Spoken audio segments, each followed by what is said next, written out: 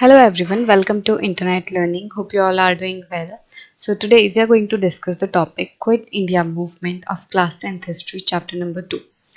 So the failure of Cripps mission and the effects of World War II created widespread discontentment in India. तो हुआ क्या कि Britishers ने ना एक क्रिप्स मिशन भेजा था। तो वर्ल्ड वॉर के टाइम पे ब्रिटिशर्स को इंडियंस की कोऑपरेशन की ज़रूरत थी और इंडियंस जो हैं इस टाइम पे पूरा विरोध कर रहे थे ब्रिटिशर्स का। जैसा कि हमने देखा कि non cooperation movement, civil disobedience movement, इस तरीके की मूवमेंट्स हमारे देश में चल रही थी। तो ब्रिटिशर्स को क्या था कि उनको वर्ल्ड वॉर टू अच्छे से लड़ने के लिए हमारी सपोर्ट की ज़रूरत थी और हमारी सपोर्ट पाने के लिए ही उन्होंने एक क्रिप्स मिशन जो है भेजा।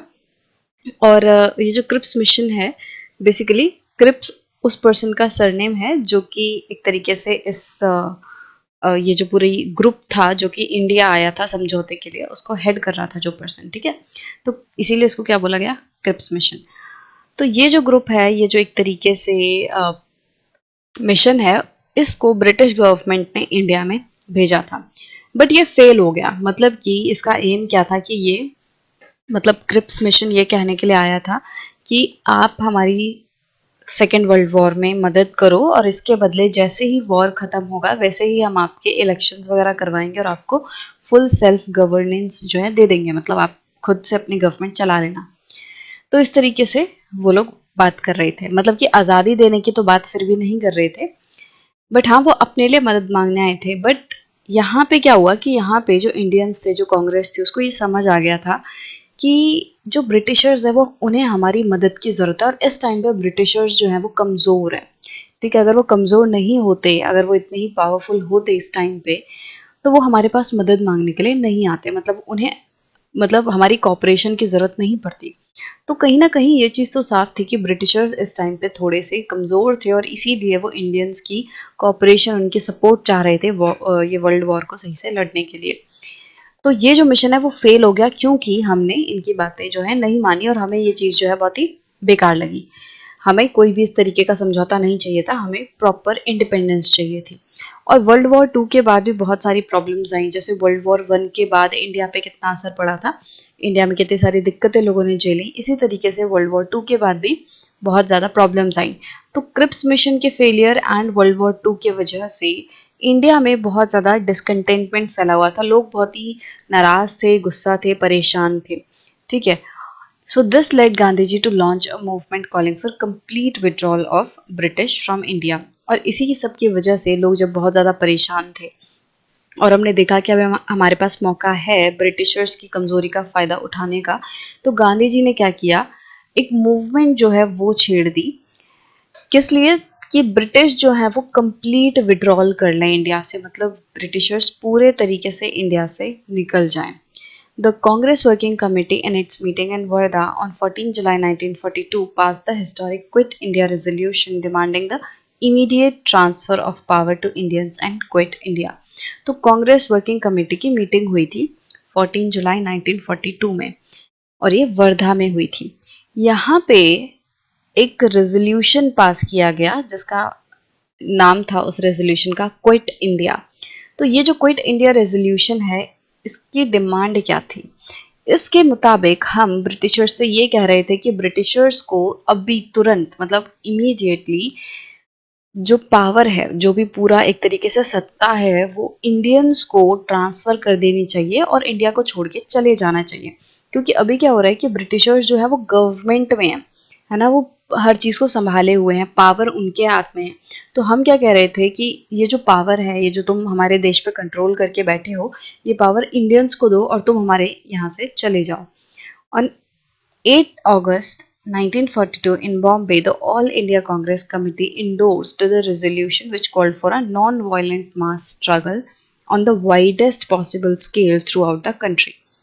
So 8 अगस्त 1942 बॉम्बे में क्या हुआ, ऑल इंडिया कांग्रेस कमेटी ने एक तरीके से ये जो रेजोल्यूशन था उसको अपनाया और इसको एक तरीके से शुरू करने की ठानी कि हम एक बहुत बड़े लेवल पे नॉन वायलेंट जो स्ट्रगल है वो करेंगे और जितना बड़ा हो सकता है, जितना वाइडेस्ट पॉसिबल वे में ये मूवमेंट हो सकती है उतना बड़ा हम इसको करने की कोशिश करेंगे, जिससे कि ब्रिटिशर्स जो हैं वो इस बार कम्प्लीटली इंडिया से चले जाएं।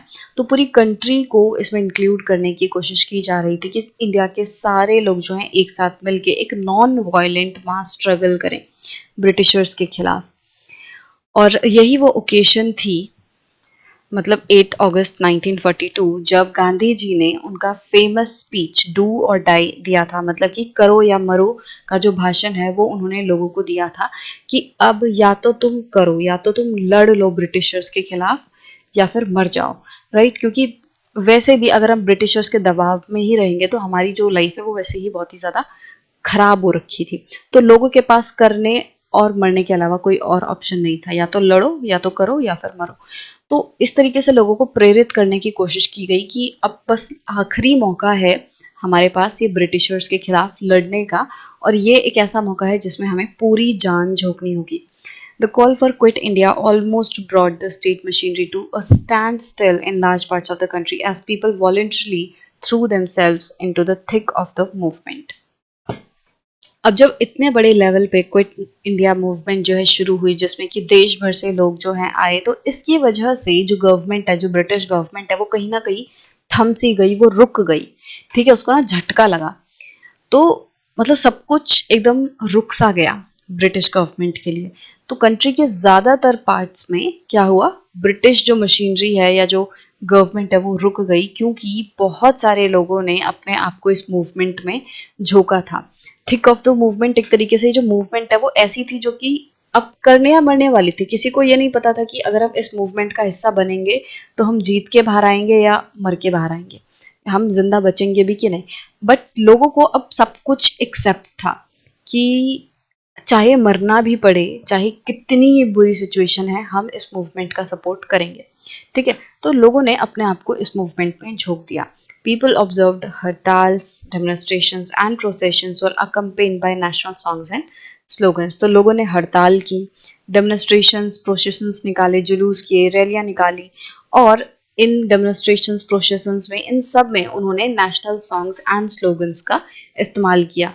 ठीक है, मतलब लोगों को एक तरीके से और ज़्यादा जागरूक करने की कोशिश की गई कि अगर कोई हमें ज्वाइन नहीं भी कर रहा है तो वो भी ज्वाइन करे। इसके साथ साथ अपनी बातों को रखने के लिए स्लोगन्स एंड सॉन्ग्स का इस्तेमाल किया गया। The movement was truly a mass movement. अब ये जो मूवमेंट थी वो सच में मास मूवमेंट थी, मतलब बहुत ज़्यादा बड़ी लेवल पे लोगों ने इसमें पार्टिसिपेशन किया था, और इसकी वजह से हज़ारों लाखों जो आम आदमी थे, जैसे स्टूडेंट्स हो गए, वर्कर, पेजेंट, सब एक साथ आ गए थे, सब एकजुट होकर लड़ाई लड़ रहे थे।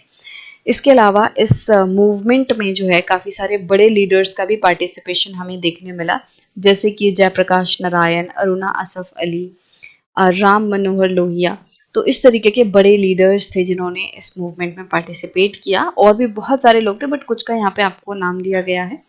इसके अलावा बहुत सारी विमेन लीडर्स भी थी जिन्होंने काफ़ी अच्छे से इस मूवमेंट में पार्टिसिपेशन किया, जैसे कि मातांगिनी हजरा इन बंगाल, कनकलता बरुआ इन असम, रामा देवी इन ओडिशा। तो ये कुछ विमेंस के नाम दिए गए हैं जिन्होंने काफ़ी अच्छे से इस मूवमेंट में पार्टिसिपेट किया था।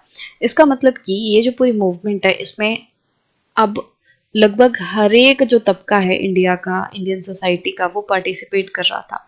बड़े लोग, छोटे लोग, मतलब एक तरीके से अमीर, गरीब, औरत, आदमी, एवरीवन वाज इन्वॉल्व्ड।